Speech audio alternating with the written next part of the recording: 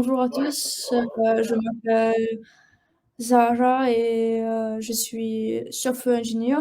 Donc, je fais plus sur la côté mobile, mais aussi cette année, j'ai commencé à faire sur la côté web et back-end. Et je suis aussi Women in Tech ambassadeur, donc sous Maurice. Donc, aujourd'hui, sans plus tarder, on va voir notre slide. Donc, c'est sur l'intelligence artificielle générative dans les applications mobiles. Donc, je veux vous demander pardon tout d'abord parce que le français, c'est pas vraiment ma première langue. Donc, si j'ai des problèmes à mieux dire les mots, donc je m'excuse pour cela. J'ai oublié de mettre cela en anglais, donc il y a des places où, désolé, en français, donc il y a des places où vous allez voir en anglais, mais je vais vous traduire. Donc aujourd'hui, on va voir, désolé. Aujourd'hui, on va voir l'intelligence artificielle dans les applications mobiles. Donc, comment aussi faire pour utiliser. On va voir le power de l'intelligence artificielle générative. Donc, la science derrière l'intelligence artificielle. Donc, l'intelligence artificielle, donc générative, c'est un ensemble d'apprentissage profond qui utilise des réseaux de neurones artificiels et peut être traité pour des données étiquetées et non étiquetées en utilisant des méthodes supervisées, non supervisées et semi-supervisées. Donc, on a deux types de modèles pour l'intelligence artificielle générative. Il y a le discriminatif et le génératif. Donc, les modèles discriminatifs visent à identifier des motifs, tandis que les modèles génératifs visent à produire ces motifs. Donc, par exemple, pour les modèles discriminatifs, vous avez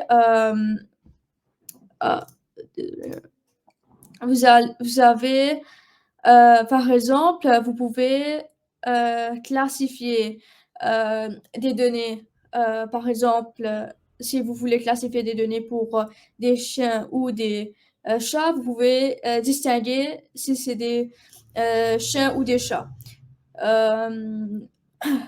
Donc, ça aide à mieux à identifier ces caractéristiques. Vous avez aussi pour la détection de spam. Donc, c'était l'année dernière, je crois que j'avais fait une présentation là-dessus, mais vous pouvez utiliser l'intelligence artificielle pour détecter cela, donc c'est vraiment bien. Et des exemples pour les modèles génératifs, vous avez comme le DALL-E ou Midjourney qui vous aident à générer des nouvelles images. Donc, c'est ça un peu les modèles génératifs. On va voir maintenant les capacités de l'intelligence artificielle générative.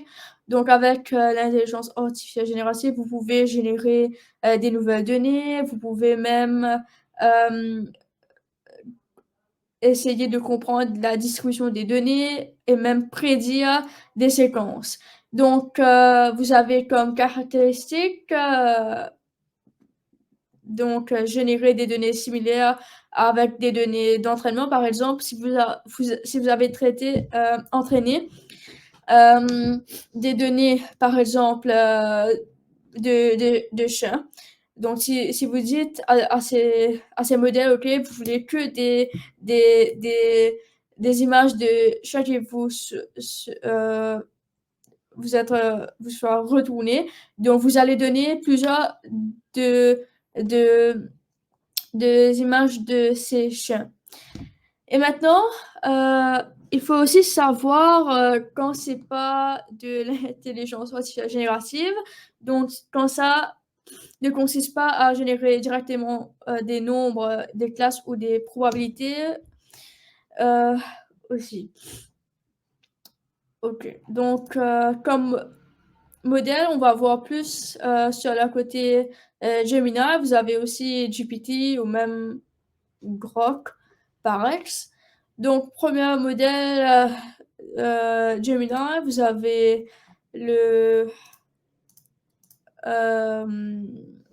désolée, Gemini 1.0 Pro. Donc 1.0 Pro, c'est vraiment la base. Donc ça aide plus, sur le côté, natural language processing, la langage naturel et c'est que pour les textes ou pour, des codes. Donc que de ces textes. Donc comme vous le voyez, vous pouvez, heu, donc n'importe quel texte et vous pouvez aussi, utiliser ça pour, du codage. Donc vous avez par exemple, ChatGPT, donc vous insérez vos informations, heu, en forme de texte et il vous retourne du texte. Donc ça, c'est probabilité. Maintenant, vous avez aussi, hem, le Gemini 1.5, Pro. Donc 1.5 Pro, c'est un peu plus avancé, donc heu, ça aide avec, heu des types de données comme texte, images, audio ou vidéo. Donc ce modèle est très polyvalent et vous pouvez faire beaucoup de choses avec. Donc on va voir tout à l'heure. Donc aussi, heu, sur ces tokens, vous pouvez il y a comme si, jusqu'à 2 millions de tokens qui est utilisé à la fois. Donc c'est ça qui le fait, plus avancé et hem, je vais vous donner une autre, exemple, pour vous pouvez savoir comment c'est avancé. Donc par exemple, vous pouvez aussi mettre, 2 attentes de vidéo et ça peut, heu, vous pouvez utiliser ça pour analyser les images ou les vidéos. Donc 2 attentes de vidéo, c'est beaucoup ou même 19 heures temps d'audio. Donc par exemple, pour pouvoir, faire de la transcription, des podcasts et des émissions de télé et tout et pour les codes, vous pouvez aller jusqu'à 60 000 lignes de code. Donc c'est assez beaucoup. Et vous avez aussi, désolée, un point, Provision. Donc, Provision est encore plus avancé. Donc, vous pouvez utiliser ça pour les, les identifications des objets ou même traitement des images ou des vidéos ou bien des générations des descriptions. Donc, c'est plus sur la côté image et tout. Et une autre chose que vous devez savoir avant que nous allons sur notre application, donc c'est du prompt design et du prompt engineering.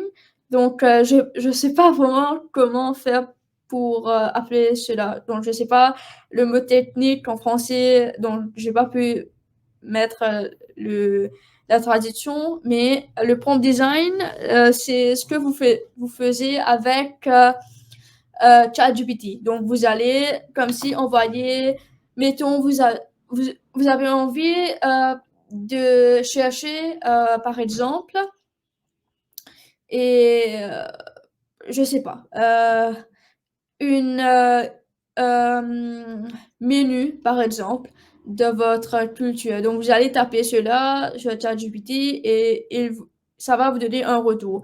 Maintenant, si vous voulez aussi, qu'il soit plus explicite, vous pouvez aussi mettre, dans le chatbot donc vous avez envie de tel ou tel menu pour telle ou telle culture et retournez-vous comme, réponse, comme vous voulez. Donc vous pouvez la lister et vraiment ça va vous donner comme réponse ce que vous voulez. Comment, donc je vais vous donner par un exemple. Heu, vous pouvez, comme exemple, le prompt design, c'est, statut de votre commande. Donc vous allez demander de vous fournir la date et les détails de votre livraison. Maintenant, prompt engineering, c'est un peu plus optimisé, c'est ça que je vous disais, pour donner un peu plus de détails dans votre, réponse. Vous pouvez mettre comme ça, donc vous pouvez mettre comme ça, dire de vérifier le statut de votre commande et aussi vous fournir des, informations plus détaillées de la date et de la livraison et puis vous pouvez dire: «OK, par exemple, vous pouvez mettre, comme cela, donc votre commande a été traitée et la livraison sera pour la date, heu, n'importe quelle date que ça va être». Donc, c'est ça un peu le prompt design et le prompt engineering. Maintenant, le truc, c'est que j'avais prévu de faire un démo sur AI Studio, mais je veux pas pouvoir, donc j'ai pris des screenshots que je vais vous montrer. Donnez-moi une seconde. Ok. Ah, ok. Donc, pour la première photo, comme vous voyez, on utilise comme modèle le Gemini One Pro Vision et comme texte, donc nous mettons aussi un texte et une image parce que le Pro Vision c'est un peu plus avancé, donc ça permet de même insérer des images. Donc, on va dire, OK, c'est quoi ça? On va insérer cette image et on va dire, OK, c'est quoi ça? Donc, comme réponse, on va vous donner, OK, c'est une image de lasagne et il va vous dire, OK, c'est quel type de pasta, combien de layers il y a dedans et ça. Maintenant, on peut aussi faire des prompts un peu plus optimisés. Donc, on va dire, OK, c'est quoi ça? Donnez-nous en forme d'objet, description qui est un peu plus spécifique. Et aussi, donnez-nous 3 questions après sur cet objet-là. Donc, comme réponse, vous avez le nom comme lasagne, description, ça va vous donner quel type de pasta c'est euh, et tout. Après, vous avez les suggested questions. Donc, on avait demandé des questions aussi. Donc, voilà, ça nous a listé dans le format que nous voulons. Donc, comme vous voyez, l'intelligence artificielle générative, c'est vraiment puissant et on peut faire beaucoup de choses avec. Donc, c'est pas vraiment limité à que utiliser cela sur le plateforme. Vous avez aussi ChatGPT. Donc, ChatGPT, c'est sur une plateforme. Donc, comment faire pour utiliser cela dans notre code? On va voir. Donc, j'ai fait une application simple et je vais vous montrer comment mettre l'intelligence artificielle.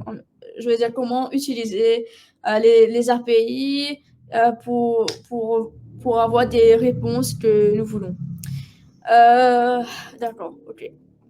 Tout d'abord, nous allons voir que Flutter, c'est ce que nous allons utiliser pour faire notre application. Donc, Flutter, c'est cross-platform. Donc, vous pouvez utiliser Flutter, coder avec Flutter pour faire des applications Android, iOS. Vous pouvez même faire des sites web ou des desktop applications.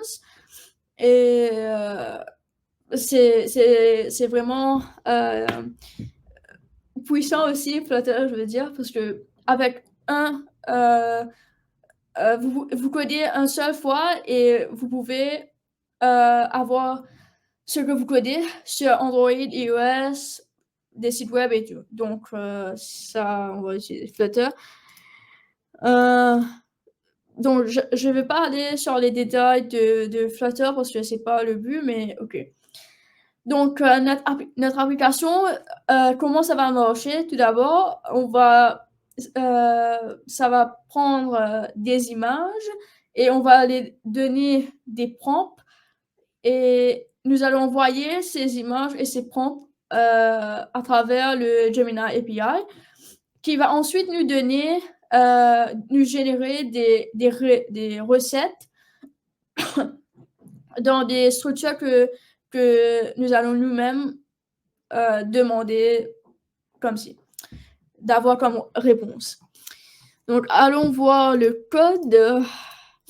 Donc, je ne vais pas faire du live coding malheureusement, mais j'avais déjà préparé. Donc, ça, c'est le generative model. Donc, il va devoir que nous appelons un package sur Flutter qui va nous aider à utiliser cette méthode de generative model. Et après, nous pouvons passer le modèle que nous avons vu d'utiliser. Par exemple, ici, c'est Gemini Provision. Il faut mettre le API key. Donc ça, vous pouvez l'avoir dans le plateforme elle-même. Vous pouvez configurer votre modèle comme vous voulez, avec température, output token, ou même safety settings. Donc, safety settings, c'est un paramètre intéressant parce que ça aide à, comme si, et ça vous aide à avoir comme retour que des textes ou même insérer des textes qui ne sont pas violents.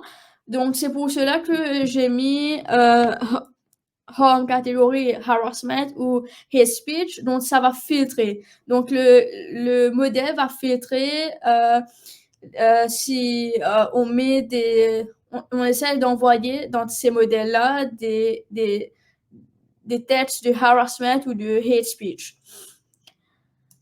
Vous pouvez aussi utiliser le Gemini Pro. Donc, c'est la même chose. Et maintenant, on va voir le main prompt. Donc, comme vous voyez ici, j'ai mis un prompt assez détaillé. Donc, c'est en anglais, mais je vais traduire. Donc, ici, je dis que c'est un chat qui est aussi un chef. Donc, il voyage beaucoup à travers le monde et ces recettes sont inspirées de ces différentes cultures. Donc, on va comme si recommander un recette d'après l'image qu'on va insérer. Et puis, ça doit être des ingrédients qui sont qu'on peut manger et non pas le contraire. Et s'il n'y a pas des images qui sont insérées, il faut comme si envoyer des erreurs. Et puis, ouais, ici, donc c'est aussi détaillé. OK, donc c'est un peu ça, je ne peux pas tout dire. Donc c'est un peu ça ce que je fais dans le prompt. Donc c'est vraiment détaillé. Vous pouvez aussi dire, OK, vous voulez avoir la recette dans un tel format et ça va vous retourner dans n'importe quel format que vous voulez. Je crois que j'ai mis ça dans le slide, je ne me rappelle pas vraiment. Donc ici, c'est un modèle qu'on va utiliser. Donc je ne vais pas aller là-dessus. OK, ici, c'est pour générer des contenus multimodal. Donc, pourquoi multimodal? Multimodal, c'est parce que nous voulons passer à travers les paramètres des images et des textes. Si vous vouliez insérer des vidéos aussi, ça serait possible parce que avec multimodal, vous pouvez faire tout cela. Il n'y a pas de de restrictions. Donc c'est pour cela que j'utilise le multimodal. Donc ici, je vais passer comme paramètre des textes. Je peux envoyer plus de textes et des images. Donc c'est ça ce que je vais aller dans les détails des codes. Mais ici, je passe des images. Et après là, j'envoie mes paramètres dans le multimodal. Et je vais décoder la réponse parce que quand il y a des réponses qui viennent de l'extérieur, il faut décoder pour pouvoir utiliser dans les applications. Donc c'est ça ce que je fais ici. Et après, obtenir la réponse. OK. Donc, comme retour, vous voulez, comme je vous disais, donc, vous voulez, si vous avez envie de votre retour d'un structure un peu plus différent, vous pouvez aussi passer ça dans le prompt que vous allez envoyer. Donc ici, j'avais envie de ce format, donc j'ai mis comme ça. Donc ça va m'envoyer l'ID, le title, les titres, ingrédients, description, instructions, comment faire pour cuire et la cuisine et tout. Donc vous allez voir dans quelques instants l'output. Donc ici, je vais prendre ma photo où je l'ai mis et je vais sélectionner des options. Ensuite, et avoir comme réponse cela. Donc ici, il me donne l'ingrédient et des instructions. Donc c'est un peu ça l'application. Et j'avais aussi envie de vous montrer un autre application. J'ai pas vraiment fait ça, mais je peux vous montrer. Laissez-moi voir si je peux le présenter. Une seconde.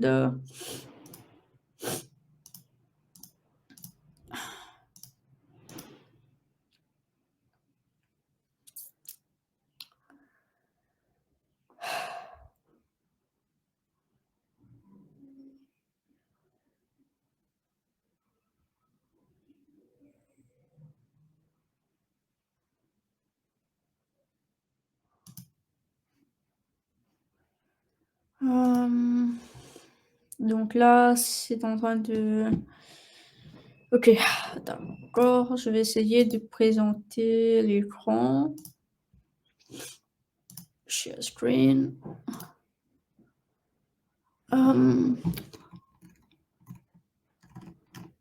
Ok, je crois que c'est ça.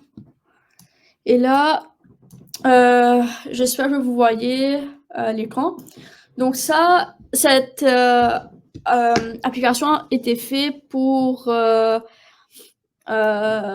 générer des genres pour les book lovers.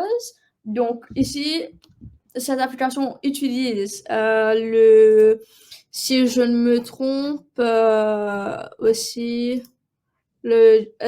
utilise le Gemini Pro. Donc vous pouvez insérer les genres que vous voulez et ça va vous donner comme retour des différents livres par rapport à ce genre. Donc par exemple, vous pouvez envoyer je vais mettre romantic, thriller and dramatic. Et je vais soumettre. Et là, c'est en train de... ça va prendre un peu de temps. Ok, là, vous voyez, vous avez des livres romantiques, thriller ou drama. Donc, ça utilise l'intelligence artificielle. Donc, ça. Et je vais vous montrer le code aussi parce que, ouais. Donne-moi une seconde. OK. Generator, je sais pas comment ça s'appelle. Flutterbook recommendation. Flutterbook recommendation. OK, je sais pas où c'est, donc je vais partager l'écran en entier. Donc j'espère que vous voyez mon écran. Donc ici, c'est le code. Donc ça va appeler le API key et vous allez passer dans votre modèle. Ici, le generative model. Et vous allez passer aussi le prompt. Vous pouvez aussi passer plus de prompt. Et ça va aller là. Where is it now? Model, generate content. OK. Vous allez passer ça dans le méthode generate content. Donc, vous pouvez faire cela en utilisant le package Google Generative AI qui est sur pub.dev. Donc, on peut aller voir comment faire. Donc, ici, vous avez le Google Generative AI et c'est assez documenté. Donc, vous pouvez faire des générations texte, texte, image, donc multimodal, ou même faire des chatbots avec. Donc ça, c'était un peu sur les applications. Et donc j'essaye de présenter le slide, mais j'arrive pas, je sais pas pourquoi.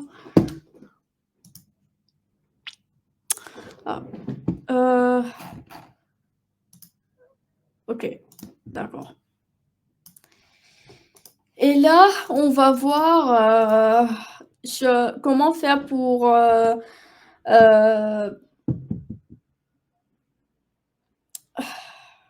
et je sais pas comment dire improve en français. Comment faire pour avoir une meilleure application ou comment faire pour mieux pour le faire ses retours devenir plus bons. Donc, lorsque vous entraînez vos données, vous pouvez utiliser des données un peu plus nouveaux que des données obsolètes. Par exemple, ChatGPT, il utilise des données, par exemple, si je ne me trompe pas, en temps actuel, des données un peu plus nouveaux, comme si va devoir si vous voulez avoir des informations sur le président, par exemple, United States, vous allez avoir des retours un peu plus corrects parce que c'est et non plus obsolète. Lorsqu'il avait mettre en place ChatGPT et c'était encore en phase 1, donc il y avait plus des données obsolètes, mais c'est qu'après, ce qu'ils ont fait des fine-tuning pour qu'on puisse avoir plus de meilleures données. Et voilà. Et aussi, donc c'est ça un peu. On peut aussi, par exemple, connecter nos modèles à des sources externes, pour avoir plus de, heu de données aussi. Donc, vous pouvez collecter, par exemple, si vous, quand moi-même, je travaille dans une entreprise qui est plus la côté investissement.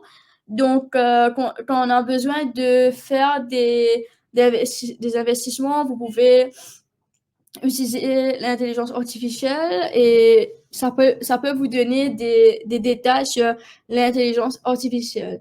Mais maintenant, vous pouvez aussi avoir des sources externes que vous avez vous-même conçues pour que vous pouvez utiliser ça aussi. Donc, c'est pas limité qu'à